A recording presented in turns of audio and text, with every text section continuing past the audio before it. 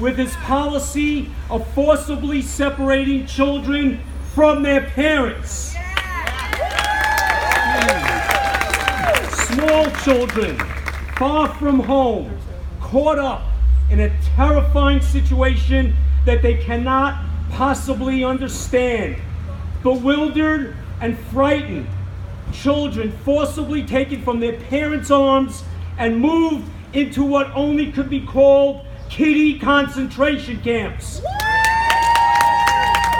where they are processed and cared for by government workers.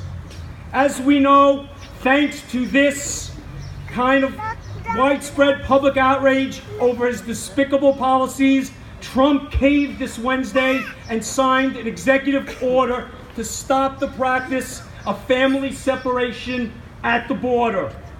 But make no mistake, Trump's executive order is not a solution. Over 2,300 children have already been ripped from their parents, and that order does not reunite them. Trump's order allows for the continued indefinite detention of families and a continuation of his cruel, zero-tolerance anti-immigration policy. If this weren't actually happening to thousands of families right now, today, it would be hard to believe that such inhumanity could be taking place here in the great United States of America. But it is. So we come together today to share our outrage and to demand an end to these barbaric practices, because families belong together. Families belong together. Families belong together. Families belong together. Families belong together. Yes, they do. And as moral, caring, compassionate human beings, as responsible and respectful and voting American citizens, we demand that our government marshal all of the resources necessary to reunite these families now, and to pledge never ever to do such a despicable, inhumane thing again. If this was the only disgrace coming out of Washington lately, perhaps we'd feel less overwhelmed. But it's not by a long shot. Trump's tenure in office has been a bad dream that we hope to awaken from soon. But there is no waking up. There is just one tweeted nightmare after another, each somehow worse and more unbelievable than the last. Since the very beginning of his campaign, Donald Trump has pandered to the prejudices and fears of the American people, reviling Mexicans as criminals and rapists, characterizing Muslims as terrorists, and depicting people of color as lazy and shiftless. Donald Trump doesn't consider any of these people to be real Americans. This powerful, egotistical, and insensitive man has single-handedly breathed new life into the very worst of our disgraceful segregationist past, reversing much of the civil rights progress we have made during the past 50 years with his all too lightly veiled innuendos and outright accusations of inferiority.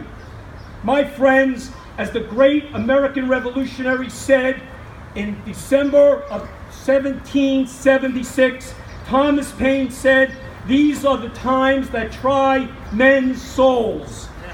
We are tried not only by an immoral, unfeeling, uncaring, unsophisticated, and unbalanced occupant of the White House, we are also surrounded by scores of politicians without the moral compass, the ethical convictions, or the spark of humanity to stand up to this despot.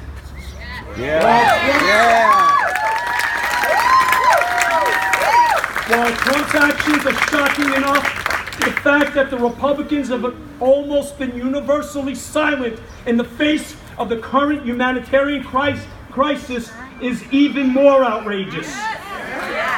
Do the Republicans' strict knee-jerk party politics know no bounds? Whatever happened to their much-vaunted family values politics? Shame on Trump! Shame on Trump! Shame on Trump! Shame on Trump! If there ever was an issue that draws a solid line in the sand between our humanity and our individual political agendas, then this inhumane policy of forcibly separating children from their parents is certainly it. Please note carefully those politicians who simply cannot see that difference, who cannot see that oh-so-clear line in the sand. And be sure that the candidates that you are supporting and hopefully working hard for in this upcoming election are able to see that difference with crystal clarity. In Washington, we are constantly being invited to play a shell game where we are tricked into selecting a set of ill-conceived policies while completely ignoring the disastrous effects that they have on real people, on Mexicans, on Muslims, on people of color, on your neighbors, on your friends, and on you and me and everybody. That's right. It's just got to stop. All of it.